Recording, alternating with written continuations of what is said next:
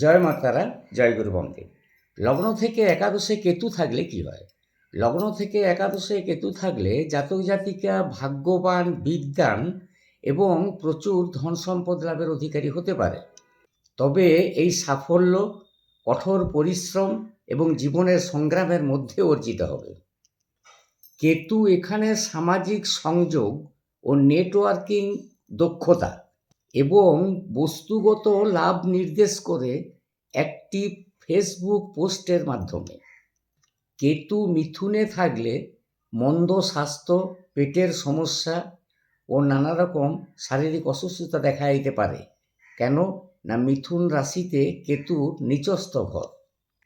তবে কেতু যদি ধনুতে অবস্থান করে, অর্থাৎ তুঙ্গে অবস্থান করে, তাহলে জাতক জাতিকার বহু দিক থেকে অর্থ উপার্জনের যোগাযোগ আসবে। তোমাদের পাশে আছি। সকলে ভালো থেকো। আমার ভিডিও ভালো লাগলে পাশে থেকো। রাধা রাধা।